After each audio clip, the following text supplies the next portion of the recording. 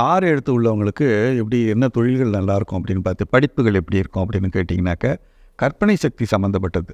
கற்பனா சம்மந்தப்பட்டது அப்படின்னா வந்து ட்ரீமி, உதாரணத்துக்கு கிரியேட்டிவ் சம்மந்தப்பட்டது. எப்பயுமே இந்த சந்திரனுடைய ஆதிக்கம் தாய்மை உடையது. தாயில தான் கிரியேட் ஆகிறது. உயிரினங்கள் கிரியேட் ஆகிறது தாயில தான். ஸோ அந்த தாய்மை சம்மந்தப்பட்டது. ஸோ அதனால கிரியேட்டிவ் சம்மந்தப்பட்டது. அதபடியான ஜாபுகள். அதேபோல் அக்ரிகல்ச்சர், பிஎஸ்சி அக்ரி, பிடெக் அக்ரின்னு நிறைய வந்திருக்கும். அதே மாதிரி ஃப்ளோரா, ஹார்ட்டிகல்ச்சர்.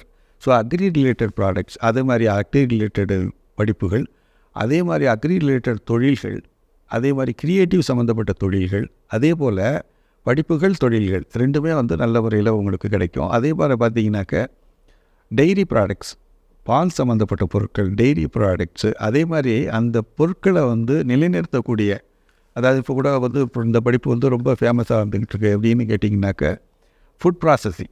அந்த ஃபுட் ப்ராசஸிங் தொழில்களும் இவங்களுக்கு நல்ல இயல்பாகவே ஒத்து வரும். அதே போல் உணவு சம்மந்தப்பட்டது, ஏன்னா தாயினாலே உணவளிக்கிறது தான். உணவு சம்மந்தப்பட்ட விஷயங்கள் எல்லாமே இவங்களுக்கு சிறப்பாக இருக்கும். இதே மாதிரி படிப்புகள், கேட்ரிங் டெக்னாலஜி, கேட்ரிங் சம்மந்தப்பட்ட படிப்புகளும் இவங்க தாராளமாக படித்தா இவங்க வாழ்க்கையில் மிகப்பெரிய வெற்றி அடைவாங்க. எப்படி இருந்தாலும் இவங்களுக்கு மனதுக்கு பிடித்திருந்தால் தான் அந்த தொழில்களில் இறங்குவாங்க. பிரத்தியார் சொல்லி அதை செஞ்சாங்கனாக்க வெற்றி கிடைக்காது. ஸோ அதை பொறுத்த வரைக்கும் குழந்தைகளுக்கு வந்து அந்த ஈடுபாடு இருக்கான்னு தெரிஞ்சுக்கிட்டு அதை செய்கிறது ரொம்ப நல்லது.